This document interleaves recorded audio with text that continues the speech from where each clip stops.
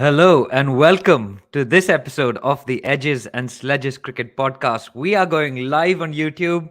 It is a full house. It's back to test match season. So I've got Varun with me, I've got Ashwin with me, and this is DJ, and I'll be your host for this week. First of all, Ashwin, how are you doing, man? How's life in the US? Monday morning for you? Yeah, Monday morning, I'm a little overdressed for a podcast because as soon as we record, I got to head to the office. So it feels strange being in a dress shirt. But yeah, things have been good. Wimbledon starts today, and I think there's 4 or 5 simultaneous cricket series going on right now.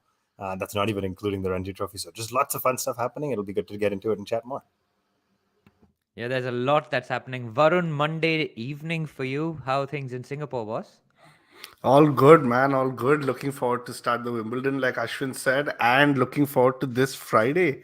It's not often that we have a one-off test match, and we've seen the warm-ups where you've seen Bumrah bowling to Kohli, and it's been pretty interesting, and I'm sure we'll get into it.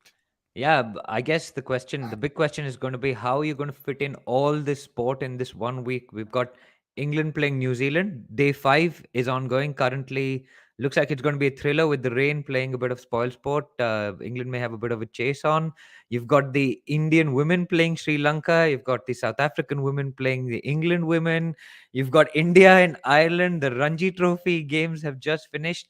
And of course, the huge test match that awaits us. But first of all, guys, because I live in England, we're going to talk a little bit about England versus New Zealand, right? Like, what what a weird test series this has been. Ashwin, I'm going to come to you first on this, but I can't really make head or tail of it. I'll actually let's start with Joe Root. He reverse swept Neil Wagner for a 6 over third man. What has happened to this England cricket team? Yeah, it's. I've been reading a lot and hearing a lot of the analysis and stuff, and it's very interesting to hear. You know, and let's be clear, we're all guilty of this. But as cricket fans, you jump to conclusions much faster than you should jump to them. You see one good series and you say, "Oh, we must do this for the rest of the time." And so these are fairly flat tracks. And England's, what a lot of England supporters or a lot of folks have been saying is, this is the new way of playing Test cricket. You play red ball cricket as though it's white ball cricket. There's now appeals to move Butler up the order to open. And all of that is great when the pitches are good for batting. And suddenly you take him to South Africa or even to Australia, New Zealand, and or even to India on spinning wickets. Or And the formula goes Ahmedabad. like that. Yeah, I was going you go to India on spinning wicket, Ahmedabad too, right? Akshar Patel's fortress, and it entirely falls apart. So it's fascinating to watch. I'm assuming England is on the brink of winning because Johnny Bairstow and Ben Stokes haven't yet come out. I guess Bairstow's just come out at the time of recording this, and I think they need 111 runs. So if rain stays away, England will win, which to me will be the first time in my memory that in a 3-test series, a team has batted in the 4th innings all 3 times and successfully chased a not very low 4th innings total all 3 times. So to your point, I can't really put my finger on it. It's been a weird series. England has been playing red ball cricket as though it's white ball cricket. Bairstow scored another century and better than a runner ball. It's just been bizarre. That's all I have to say. No, seriously, like Bonnie Jerstow, man. Like, what has got into him? Good old Bonnie, like England 52 for 6 doing their England thing. And Bonnie Jerstow comes in and just smashes it with Jamie Overton, who's Craig Overton's twin brother, identical twin brother. You're just like, who's writing these scripts? It's ridiculous. This guy comes and scores 97 on debut. Craig Overton is sitting in the dressing room clapping for him. But you talked a little bit about England playing Test match cricket like it's limited overs cricket. The other news, I mean, what a week this has been. Owen Morgan is apparently going to step down from England captaincy tomorrow. Varun, what is your reaction to that, boss? Yeah, very, very surprising. I read that too, and I was like, well, we call him Quick Gun Murugan, but I was like, what is happening? Because you've got a World Cup coming up, and I can understand that he's not going to make it till 2023 ODI World Cup. But 3 months before the T20 World Cup, it's a bit shocking to me. Now, all of us have seen him in last year's IPL, and even now he's not been in great form. I think I saw a stat recently that he's got one of the most ducks as captain or among the top of that list. So form wise, not a surprise, but captaincy wise, a very big surprise. I don't know. McCullum is not the captain of the limited overs side, right? Because if he was, this would make sense to get Stokes and McCullum to try and cut across the board and change that brand of cricket. But I'm right. Am I not right? He's not. He's not. McCullum's not definitely not captain, but he is coach, I think. Sorry, I meant captain. I meant I coach think he if I said retired captain. from cricket a little while ago. But yeah, that's what I was thinking as well. I mean, is it too much to have McCullum and Morgan in the same dressing room? Do you think?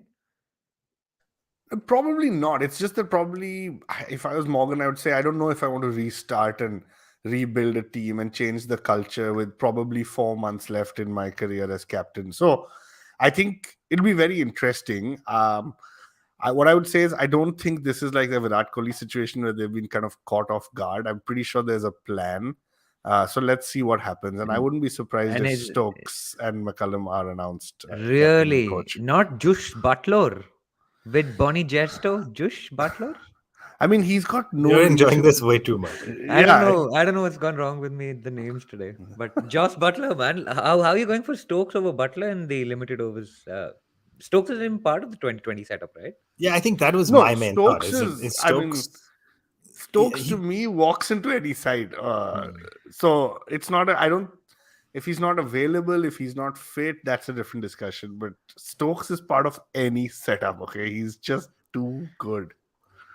The English I think Hardik Pandya, he's okay. DJ and I Yeah. talked this a little bit last week or whenever it was, but I think both India and England are setting up to have completely different sides, right? Have a completely different red ball team and white ball team. India, of course, won't do it till after the T20 World Cup, and so that's a whole different discussion. But you're seeing it happen now. England is playing Netherlands in limited overs and is playing New Zealand and then us in tests. India is playing Ireland in limited overs. So I think, Varun, to your point, Stokes would captain. I think he just is not going to be a part of the setup other than for maybe World Cups, in which case they'll give it to somebody like a Butler. Yeah, great point, Ashwin. I think let's talk a little bit about that. India versus Ireland. Talk us through what's gone on there. There was a T20, which I have to admit, I completely blanked that this T20 series was going on in Dublin, I think. So it was a 12 over game because I think there was some rain affectedness that went on. But talk us through what happened there. And there was some angst about Samson being given a Yeah, raw deal. it was a T12, I guess we're calling it. And there's so many new formats. Cricket West Indies has announced another new format, which is pretty entertaining, but we don't have time for It's that right now. gone in 60 seconds. God, in 60 seconds. Anyway, yeah, it was an interesting match. I mean, starting with selection, not a ton of major surprises. I think, to your point, a lot of disappointment that Samson still can't find his way into the national team. So it was Kishan and Karthik were favored as both keepers. Karthik donned the gloves, and you can't argue with Karthik's ability as keeper. And then Deepak Hooda got the look as opener, instead of call it a Sanju Samson. And I'm comparing to the most recent series, right? So as you look at it, the only other interesting surprise was Umran Malik got his debut. Not his finest day. He only got one over because it was a 12-12, and only, most bowlers would get two. Hardik was bowling, and so he ended up only bowling the one, going for runs. But nice to see him get his cap. Yeah, man. It wasn't the most exciting match. Ireland's top order didn't do great. Harry Tector made a magnificent 64. He looked like he was batting on a completely different pitch because nobody else was able to get bat on ball, and he made 64.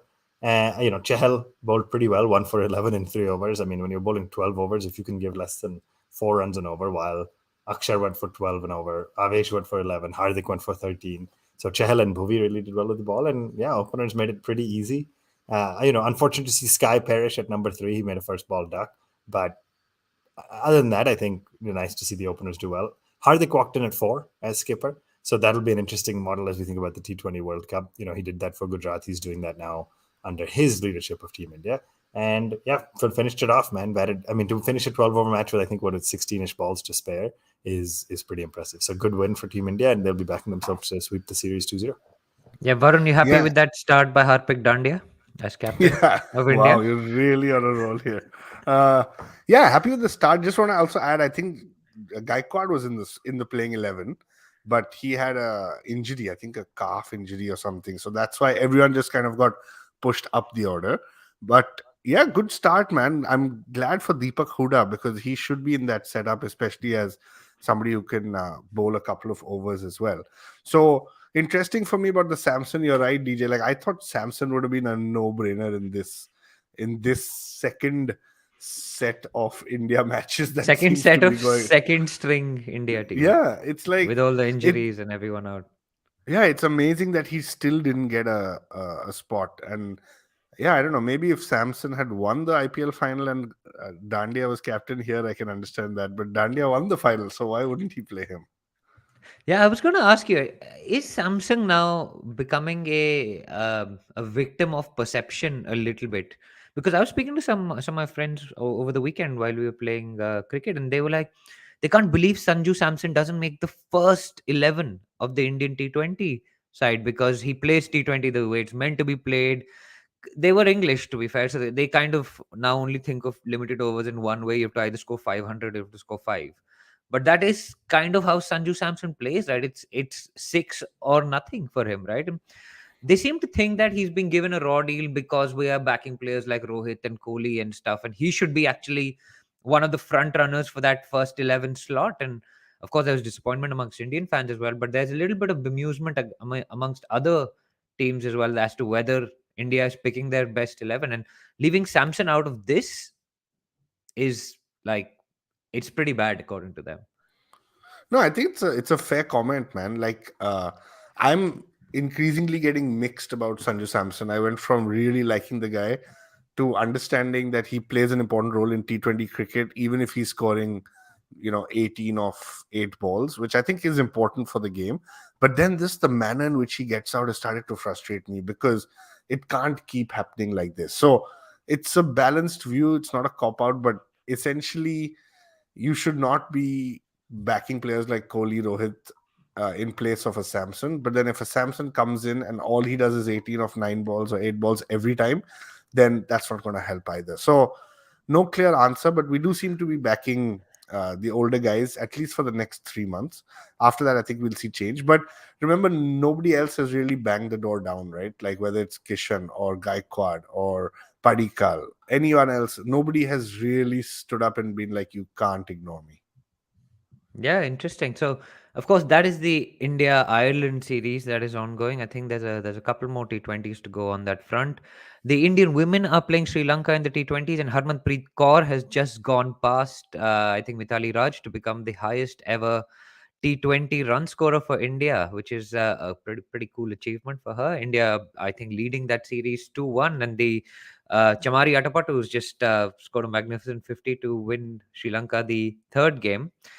So that series is ongoing as well. The Ranji Trophy has just um, concluded with Madhya Pradesh winning the Ranji Trophy for the very first time, and an RCB boy was getting the RCB chance. Rajat Patidar scored 100. A lot of known names, right? So, just by way of context, Madhya Pradesh was playing Mumbai, which is one of the powerhouses of Indian cricket, right? And there are a lot of known names. There's Prithvi Shaw, Yashasvi Jaiswal is in that team as well. There's I'm just looking down the scorecard. Yeah, Sarfaraz Khan scored 100 as well. And for MP, Shubham Sharma scored 112. Rajat Patidar, as I mentioned, scored 122. Saransh Jain got 57. And then in the second innings, Mumbai, I think, were pushing for the win because they had conceded the first innings lead to MP, right? And the way the rules are in the Ranji Trophy is like if you have a first innings lead, if the match ends in a draw, then the team who had the first innings lead wins or effectively Oh, takes the winning draw, right? So they would take the trophy. So is so that only for the final or for no, all the knockout? it's for all knockout games. So, because Wow. that's why they bat big the first time, right? So clearly this time it was Mumbai batted first. They got 374. MP got 536. So that's a big lead. So Mumbai really needed to bat big and bat quickly in their second innings, and you could see by the scores: Prithvi Shaw 44 of 52, um, Sarfaraz Khan 45 of 48.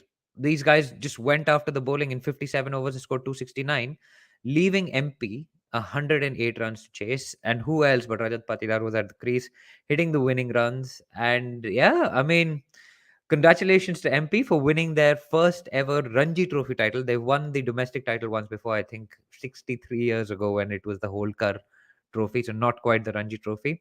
Yeah, pretty exciting times for Rajat. So clearly not just an IPL phenomena, but also a Ranji Trophy phenomena. So nice to see guys like Shah Rukh Khan and Rajat Patidar do well in the domestic format as well.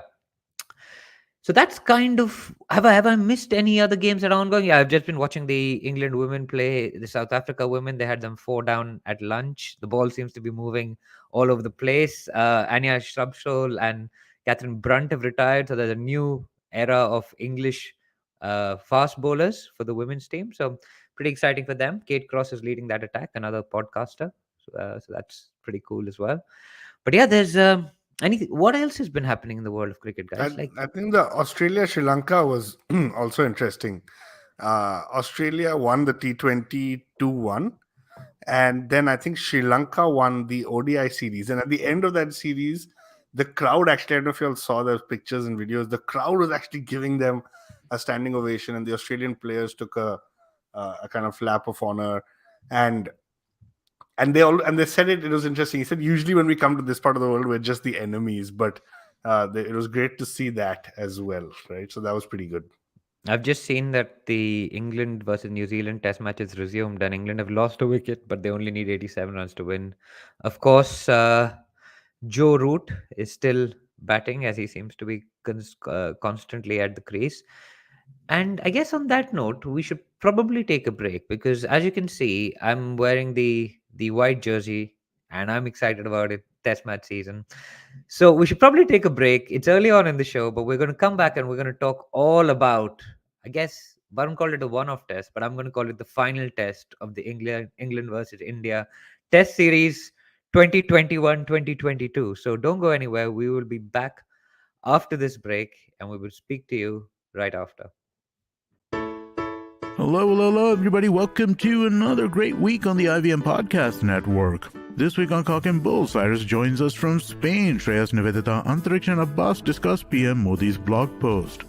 Introducing our new Marathi show, Don Baika Gappa Aika. In the first episode, Aparna Dixit and Avanti Damle discuss the fast-paced life of Gen Z and how tiring it is to be the cool parent.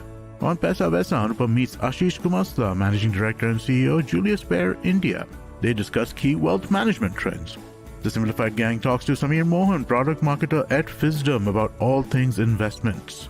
On All Things Policy, the Takshashila folk discuss the role inequality and economic prospects play in political violence. And on the Life Manifestos, Arena celebrates the Effective Communications Month of June. And just a reminder to everybody, the IVM merchandise is now available. You can go to the IVM Podcast website and click on the shop tab. Check out our first collection of t-shirts. Also, do follow us on social media. We're IVM Podcast on Twitter, Facebook, Instagram, and LinkedIn. And I'd like to remind you all that it is really, really helpful for us when you do recommend this show or any of our other shows to a friend. Word of mouth is great for us, and it's really a great way for us to grow our audience and have more people for you to discuss your podcast consumptions with. Also, don't forget to rate us on any platform you're listening on, and you can also check us out on YouTube at ivmpodcast.com/YouTube. We have a list of the YouTube channels we are on. And finally, we'd like to thank our sponsors this week, Capgemini, Intel vPro, and Intel Future But Now Wonderful. Thank you so much for making this possible. Welcome back from that break. This is going to be the part of the show where we talk about the fifth and final test match of the England versus India test series. India lead this series 2-1. Let's do a little bit of a recap. Last year, I think it was July at some point, we started a test series with KL Rahul opening the batting. um, we had drawn match at Trent Bridge. Nottingham, the last day was washed out. India needed 140 odd to win. We then had one of the greatest test matches in living memory. And as I sit here talking about it, I'm again getting goosebumps as I talk about the Lord's test match that India won. It was the 60 overs of hell speech from Virat Kohli.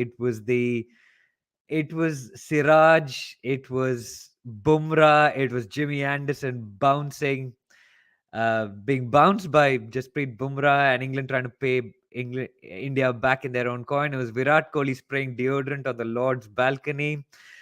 It was drama, it was magic. And as Indian fans, it is a game that will live long in our memory. The next match was a pretty depressing game for Indian fans. It was 78 all out at Headingley, which was one of You the could lows. You could almost say leads mein lead de diya, right? Like Leads karte karte tum pe marte marte. Yeah, it was horrible. It was horrible. And India lost that. It was 1-1. We then went into the Oval, guys, back in London, back in the sunshine. Um, even keel, 1-1, and that was the test of Lord Thakur. One of Ashwin's favorite test matches in the history of test cricket. Lord Thakur, Shardulkar as he is known, scored twin 50s. Rishabh Pant got 50 as well. that straight drive, man. I still watch videos of it sometimes. But really, the most successful player that match was your favorite test player, right? What's his name again? What did you used to call him in the first few episodes of Edges and Slices? Roshid. Did he get 100 in that test? Roshid. Did he He get did. 100 at Lord at the Oval? Uh, He got I've 100 at the Oval. totally I'm pretty forgotten. sure. That was his I'm gonna first check. overseas test 100, right? 127. Yeah, he did. 127 after batting really well in the last game at Headingley as well. King Kohli and him combined in the second innings. Of course, we lost that. But as we were building up to a fantastic fifth test match at Old Trafford, of course, we live in the era of COVID. Um, there was pandemonium in the Indian camp. The physio was diagnosed with COVID. Lots of players. I remember this is the era of Delta, right? And it was pretty bad last year in India. So the understandable call was taken to postpone the final test match at Old Trafford and play it in summer of 2022. So here we are. Varun called it a one-off test match. It feels a little bit weird. I have to say, we had a different captain. England had a different captain. There was no Ben Stokes. There's no KL Rahul. There's likely to be no Rohit Sharma this time. India had all the momentum going into that final test match before COVID struck. There was a lot of unhappiness that India weren't playing that test match. So we're going to get into all of that. But Ashwin, I'm going to come to you on this one first. The big news from the Indian camp. Of course, we've known that um, Rahul is out with injury. He's getting treatment. We've known that Ashwin has had COVID, so he's not going to play any part in this test series. And of course, if you think back, that was one of the big discussions. Should Ravichandran Ashwin be playing in England? And we saw a lot of the pundits were debating why India aren't playing a second spinner. Of course, Jadeja was the main spinner in the four test matches gone. But the big news is Rohit Sharma has come down as being positive with COVID. How big a blow is it going to be if he isn't going to be fit to start on Friday? Remember, there is time still. There is still Yeah, time. that was a big if, right? I think India's just said we're going to take a wait and see approach with Rohit, which means they'll probably be testing him every few days. I mean, I don't know. I've personally known people who've had COVID for the second or third time or whatever it is, and by day 3 or 4, you're starting to test negative. I don't know enough. I'm not a doctor. Yeah, Varun, you want to add something? no, I was just going to say testing negative and being match ready Yeah. Fair. Yeah. are two different things. Like all of us have had it. Like, I mean, even it wasn't Twice. serious, and we yeah, but like we didn't play tennis, didn't play anything for at least 10 days after that, just because of precaution. Yeah, Yeah. and so I guess the question is, I don't know what we know about his symptoms, his level of energy, his fatigue. Is he in his room feeling asymptomatic, just happened to test positive and working out as a result, or is he lying under the covers of the fever eating butter chicken? It's unclear. But I mean, I'm Or assuming is there's he- nothing in between. Or is he dancing? This is how rumors start. Rohit sleeping under the covers eating butter chicken. But Varun, you were going to say he's dancing in his room? What is he dancing No, in I his mean, you room never about? know, right? Like there's a very funny Instagram reel where they show him dancing from an old video, just saying, "I don't have to play Jimmy Anderson's first ball of swing." And DJ and I've seen that video way too many times today. Because it's also got, for some reason, it's got the Venga Boys. Is Venga Boys Brazil? Na, Yeah. na, Yeah. na, na. Yeah, it's pretty ridiculous. But I mean, honestly, like, Varun, let's talk seriously. Like, he's India's captain. In Kohli's absence, well, in Kohli's resignation, he's not absent. Um, he's a good slip fielder, takes a lot of good slip catches. He's the opening batsman with the most number of runs in this series, if I'm not wrong. Well, if you count the series from 21 onwards. Um, if he doesn't play, Mayank has been flown over. Prithvi Shaw still doesn't make the cut, which is fine. I mean, Mayank is obviously the incumbent. Gill is the other opener with Rahul out. Um, are you feeling confident with Mayank and Gill opening the batting against? Let's be real. It's Jimmy Anderson, Stuart Broad. I think there's Potts. There's Overton. England have a and Ben Stokes himself. England have a pretty useful fast bowling attack, right? Yeah, so no doubt, like there's a lot of things about this Rohit thing. Firstly, no doubt he should. It's going to be a big blow for India as an opening batsman, as a slip fielder, as somebody who can think strategically on the field. No doubt about that. We're going to miss him a lot if he doesn't play, and I hope that doesn't bite us because remember Mayank is probably going to land tomorrow, like Tuesday, and the match starts on Friday. So it's not going to be easy without Rohit there. But then again, first time I've seen us actually carry a squad without a third opener, right? So it just shows you that you, even if it's if for just one test match, it's tough to go without a third opener. Now comes to the second point. What, for me, we've never seen Rohit Sharma captain an overseas test. We have no idea how he thinks. We have no idea if he, wants to play four pacers, if he's going to be aggressive.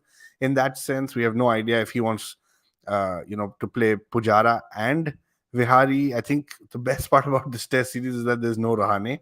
So that for me is a great thing. But we've just got no idea how the guy thinks in an overseas test, and I was looking forward to that. So the way it's kind of looking right now, I don't know. I'd love to hear your views on who should be captain if Rohit Sharma doesn't play. For me, just give Virat Kohli the captaincy for that one last test. Let him finish the series as captain. He can't lose the series. It's 2-1, so he can't lose. Do this as a goodbye thing, and let's see how it goes. But there's too much politics, I think, for that to happen. And before DJ weighs in, there's rumors, and I'm only seeing it in one place, which is the Indian Express, that Jasprit Bumrah is likely to be handed the cap. First Indian fast bowling captain in a long time, at least. And so I don't know. DJ, I don't know what your point of view is. I'm 100% in line with Varun, but I think we're obviously a little biased as being Team India and Team Virat fans. But it makes no sense to give a brand new player a captain as opposed to a guy who has led this team forever. Let him finish it up. There's a world where I can see Kohli say, no, I made my choice. I made my choice for limited overs. You guys then made your choice to remove me from captaincy, and I'm not coming back because one guy has COVID. But I don't know. It seems like a no-brainer versus giving it to a Bumrah or somebody who would be brand new at it. Well, so let's take this one question at a time. One is, will Virat Kohli take the captaincy back if it's offered to him? I have my doubts about that. The first question is, will it be offered to him?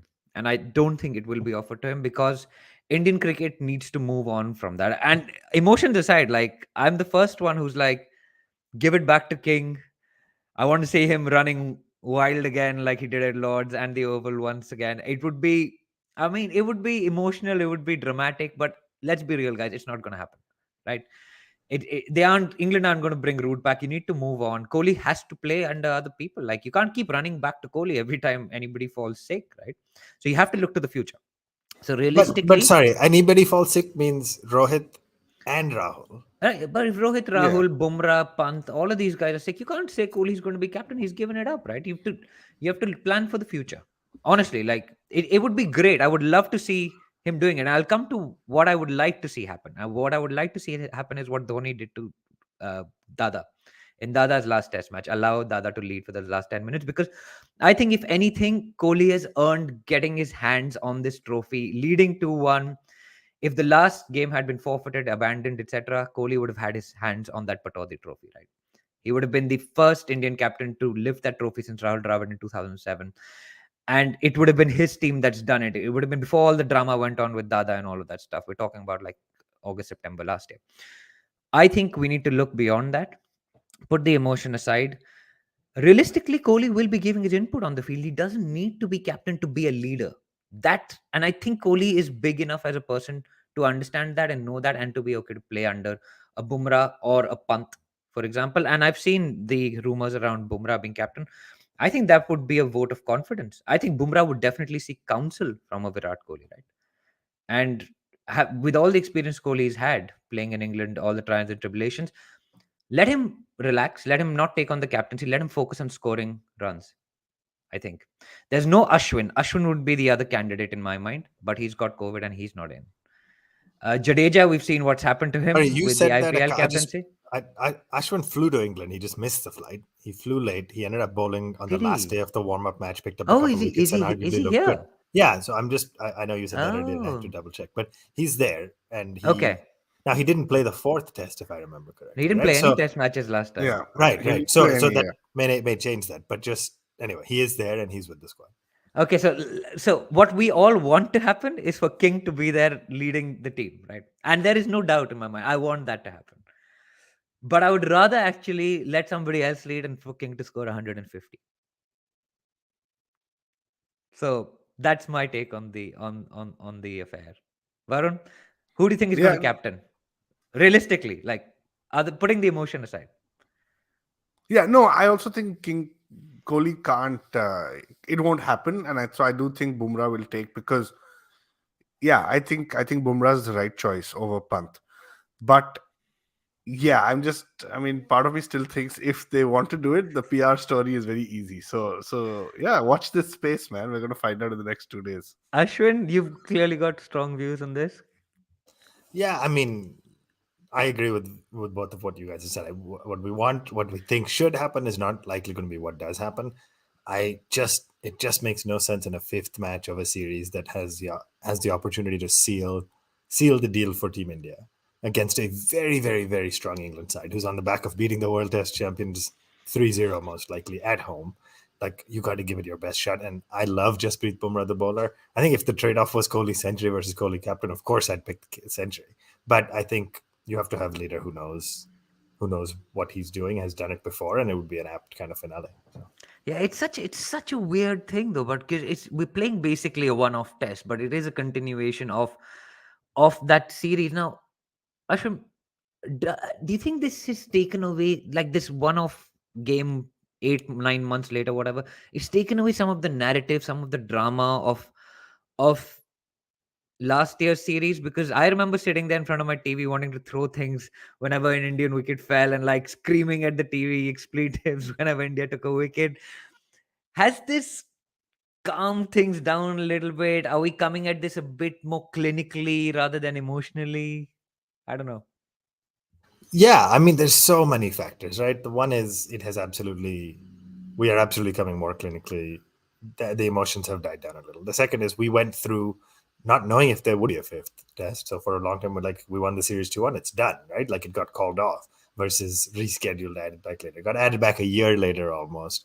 We weren't clear if Jimmy Anderson would still be bowling, to be honest, at the time we were talking about things like that, right? That side has changed significantly. I Yeah, mean, you Anderson may and be having, Broad have been dropped and have made a comeback in the meantime. right. You might, and you It's on our side, insane. you had Rohit and Rahul lead India to a fourth test victory. They both won man of the matches in that series. One each won man of the matches in one match, and in the two wins. And now neither of them may be walking out. You might have Gill and Mayank, right? So I think regardless of how it goes, if India wins, and by the way, England has had 3 test matches under their belt, and India has been playing IPL and then T20 and then another T20 series in Ireland, and has come in with one weird 4-day warm up against Leicester, where I was not clear who was playing for who. Saini and Bumrah were getting our batsmen out, and I was like, And you're like, who's where's Pant? Why is Bharat keeping and wicket? then Why is Pant he came out from batting? for Leicester and made 70 something, and it was so good. So to answer your question, yeah, it's very different. I think regardless of what happens, it's one of those. If India loses, there's a million excuses, right? We lost the momentum, changed captain a year later, all that. If India wins, arguably England doesn't have as many. They're full strength right now. I don't think there's any massive injuries. They've gotten red ball practice, etc. So yeah, I think I don't know. It's not ideal, but it's the world we live in, I guess. Now, I want to ask you, Varun. Ashwin used the word momentum, right? India had the momentum going into that fifth test match. And that's what I think I was trying to get at with narrative and stuff. India had momentum. They had Shardulkar. We'd won the Oval after 50 years of winning there for the first time. The feeling is now completely different. India have lost in South Africa. They've lost their test captain. Joe Root is scoring runs by the hundreds. Bonnie Jerstow is scoring hundreds and hundreds of runs. Ben Stokes is captain. Baz McCullum is their coach. England are reverse sweeping fast bowlers for six in Test cricket. I mean, how big a part does momentum play in a Test series? And I know some of us believe in it, some of us don't. No, 100% I believe in it, man. It's like coming off the back of 2-1 in 4 tests with that kind of, I don't know, the Josh or whatever you call it, like momentum probably is the right word. But But it's I like Josh better. I remember I it, went for a run around the oval after we won that Test match. I was like so pumped. I ran down from my house to like just get a feeling of all the crowd coming out and stuff. It was great. yeah, so that's the thing, right? You've obviously lost that, and I think it's difficult to replicate that. So India, I would say, typically has not done well in the first test overseas. You need time. The ball is swinging, and everyone's not at their A game. You're kind of figuring out what's going on. Think of that World Test Championship game, right? We struggled there as well. I I don't have high hopes from this because of those reasons. And like I said, the last thing you want is the two new openers who didn't play last year, who have, I mean, you go to England once every 2 to 3 years, I assume. Let's say 2 years. Sorry, 4 years, right? Technically No, four let's years. be So clear. We like it's India, England, Australia. We play each yeah, other which is every year or so now. It's become no, a I joke. mean going to England. So every 2 years, which means Mm. basically Mayank and Gill have not really played in England for a while. So it's not looking good. Like I hope these guys step up. I hope India chooses the right side. I hope India plays both Vihari and Pujara, um, especially if the new guys up top are struggling. You know, somebody like Shreyas Iyer, I don't know if he's going to get not a game, the only game, but I think the team selection is very important for me. Yeah, it's really weird actually. I'm looking at the Cricinfo squads for the England versus India Test match, and I've got it's like a throwback. It's like it does say July 1 to July 5th, 2022, but the squad for India says Virat Kohli captain, Ajinkya Rahane vice captain. I'm just like pretty sure Ajinkya Rahane isn't even in the squad, and like so we've lost a captain and a vice captain. But let's talk about the 11, right? You mentioned the 11. We're pretty settled. If Rohit doesn't play, it's going to be Mayank and Gill opening. Any arguments with that, guys? No, because there No, are only two that's all two we got. openers in the squad, unless Vihari is Unless asked to open again. again, yeah, I don't think that's going to happen. To be honest, I think it'll be Gill and Rohit or Gill and Mayank. Number 3, right? This is interesting because Chepu was in trouble last time around. He'd just about done enough by scoring, I think, 50 at the Lord's Test match to hang on to his place along with Rahane. Rahane is, of course, now gone from the squad. So, but Pujara averages like 120 or something in county cricket this season. He's playing second division, but done enough to regain his spot because he had lost it to Vihari because Vihari is batting 3 in the home series. Ashwin? Yeah, I know. No, I mean he's the only guy with England match practice too. We've all been playing IPL match. The But rest of why it, aren't we talking Pujara as captain at all? There's no I chat don't. about Pujara being I think captain. it's your point about long term, right? Like even if he steps up and plays like you're taking a step backward because he doesn't have 5 years in him. Now you could argue Rohit's true. That's true for Rohit too, but at least Rohit is all format guaranteed to play every game. I don't think Pujara is guaranteed to play every game. I think your question was, would he play this fifth match that's Hmm. crucible in the absence of experience like Rohit and Rahul? Yes, no question. If we had a Okay. full strength side, maybe you start asking questions, but I don't ask questions about Pujara in this setup. So we're happy with Chepu at 3. I am, yeah. King Kohli at 4, Varun. What does he need to do to get that 71st 100 done and dusted and move on to more conversations? I mean, he just needs to leave that ball outside the off stump, right? That's it. That is all he needs to do. Put Is your it head putting his down. ego away like he did? Remember, this is Edgbaston. This is where he scored his 149, his first 100 in England. So he'll have good memories from this ground in 2018. Yeah, absolutely. Look, he needs to put his head down. He needs to forget everything that's being said around him. Uh, like you said, we prefer the century over the captaincy. Maybe he needs to just forget about all of that and just go out there and bat. He had a promising kind of innings in that warm up game.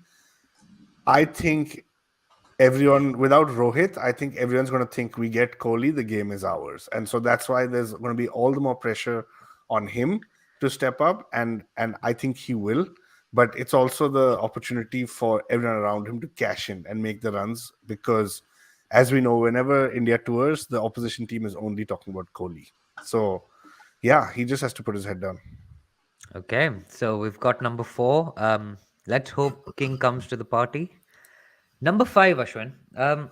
If you remember, do you remember who batted number Jaddu. 5? Yes. Jaddu at played the- 5. Rahane was playing 6. Well done, good sir. Good memory. I was going to do a quiz. I mean, for I you looked guys at the from scorecard before this match, so I didn't really. I think it's cheating a little. Yeah. So Jaddu at 5, Vihari at 6. I think they'll Left be hand, right flexible hand? on. I think they'll be flexible on that one because Pant at 7 means you have Jadeja 6, Pant 7 becomes 2 lefties, and if we go Mayank, Gill, Pujara, Kohli as your top 4, that's all right-handers, right? So yes, I think they might push Jadeja up to 5, play Vihari 6 and Pant 7 just to stagger the lefties. To break up left hand, right hand. So there's no question about punt spot in this team. There was you actually raised the question, Ashwin, about KS Bharat. Can he make it in? Because I was watching India play Leicester and I saw Bharat play and play great, and I said, "Where's Pant? Is he not in the setup?" Of course, and then I realized he was playing for the other team, so that was a little confusing. Yeah, but I think Rishabh Pant has done enough, more than enough. The only wicketkeeper to have hundreds in England, South Africa, and Australia. I think there's a very serious question mark about Rishabh Pant, the white ball player, but there's no question at the moment about Rishabh Pant, the red ball player. Okay, so we're happy with Rishabh Pant at number 6 or number 7. Now, do we carry on with the Shardulkar experiment at number 8? Remember the last test match he's played in England, he scored the fastest 50 in England, beating Ian Botham's record. So Beefy Thakur is is he taking a spot in this team, you guys? Yeah, for me, he is 100%. No doubt. I think he can swing that ball. He can bat, especially in these first tests or one-off tests. I think India has a tendency to lose wickets up top, and so you'll want players who can bat till deep. So definitely number 8 is Shardul for me. So no Ashwin, because that's the spot that Ravichandran Ashwin would Yeah. otherwise take. Look, I mean, a year ago, I was furious about Ashwin not playing. We're 2-1 up in the series without Ashwin in England. So who are we to question this right now? Unless he's had some magical run of form, where he can't be left out, I think Shardul's going to be more valuable. Okay, Lord Thakur at 8. Ashwin, any quibbles with that? No, I think I agree. I mean, it's hard to say the momentum from the 4th test continues when it was a year ago, right? But I think it would be silly to mess around with what was a winning combination in that 2nd and 4th test. I honestly think they're going to look a little bit at the pitch, right? Edgbaston has mostly been a 4-seamers type wicket, but there's a world where it ends up potentially being a little more friendly to Ashwin. I don't see it happening, but I think it's hard for me to make that call without having gotten any early reads on what the pitch is going to look like. So my gut is with Varun. I think they're going Shardul. Okay, and so we've got up to 8, I think, without much controversy. Bumrah is one of the quicks. Bumrah, Shami, Siraj, or I was going to say 9, 10, 11 is the least controversial, right? Bumrah, Shami, Siraj? What's Siraj? interesting is, Ishant, who's not with the squad, Ishant played in this series. Umesh played in this Umesh played series. when Shami injured himself or got injured. Umesh came in and played that winning match. So you're right. It's probably not controversial. I think Bumrah Shami is no question for me. I think it's interesting to see if Siraj is still in the setup for Rohit, call it, or Bumrah the captain versus, we know Virat the captain placed a very high value on Siraj the bowler. I don't know what the other skippers would. Yeah, Mia was the one that got under the England player's skin. If you remember, he was the one that went 1-0 to the crowd, which was a great moment when your team has just been bowled out for 78. But he's that kind of character, right? Siraj would run through a brick wall for Virat. He's played with him at RCB. He's still playing with him at RCB, having been retained and had a horrible IPL. But Siraj, the test bowler, is a completely different kettle of fish, right? And I don't know. Who are the other quicks in the squad, Ashwin? I think Prasid Prasid and Krishna. Umesh. Yeah. Yeah. Yeah, so between Prasid, Umesh, and Siraj, who are we going for? Let's have a vote here for the last. I think Shami and Bumrah are unquestioned. Varun, who are you picking out of those three? I'm picking Siraj because he's. Let me think. Yeah, he's Because you got the like him. experience. No, actually, the thing is, I find Siraj a bit hot and cold. Like, I feel like he could go through a 10 over period where he just doesn't look like he's taking a wicket. And then the next 6 overs that he bowls, I think he could pick up three. So that's the thing with Siraj. But I think that ability to pick up 2 or 3 quickly is the reason I would play him. He just has this knack of changing the game in a few overs. And so that's why he would be my pick. Ashwin, your pick for the final quick spot. Yeah. It's. Also I'm just Siraj. going to say Umesh took 6 wickets in the Oval Test match. I'm a big Umesh fan, right? But I think you go with Siraj, and I think your question mark for me is that Shardul spot, but I don't think Umesh is in the running because his batting doesn't matter. I think it's Ashwin. So I think Siraj is your third quick for me. So Siraj took 1 wicket in that fourth test, and Umesh But took it's not six. it's not about momentum. Also, remember with Bairstow and all batting the way they are, Umesh will be just taken to the cleaners, man. Like you don't want a situation where you need 5 runs and over to win in the last session of day 5, and Umesh is handed the ball. But Siraj is not going to stop the runs either, right? I mean, I think he was more economical than Umesh. Now I don't have the stat in front of me. I mean, for one of if Trent Bolt is going for 5.5 runs and over, like Neil Wagner is going for 4.5 runs, I don't think even Shami and Bumrah are immune. Let's be clear. But if they're going for 5.5, Umesh might go for 11. That's the scary thing. I mean, we also don't know. Umesh had a phenomenal IPL, arguably, right? Like Siraj had a pretty mediocre one. So we don't know what they're seeing in the nets. And I think DJ, I don't think I remembered that Siraj took 1 in that fourth test and Umesh took 6, right? So that's an interesting, tough call. I mean, I think sometimes, I know we're wrapping up. Sometimes I sit here saying I never dreamed we would have a problem of too many good quick bowlers for India, that you have to leave somebody great on the sideline. So just a good time to be an Indian cricket fan. Yeah, and Prasid could be the dark horse that comes through and plays that kind of hit the deck, Ishant type role of trying to control the run rate. So we'll see. I think it depends a little bit. We will go in with 3 seamers plus Shardul plus Jadeja as the spinner. So that I think that's the combination. And the other enforced changes with Rahane being left out, Vihari, I think straight swap.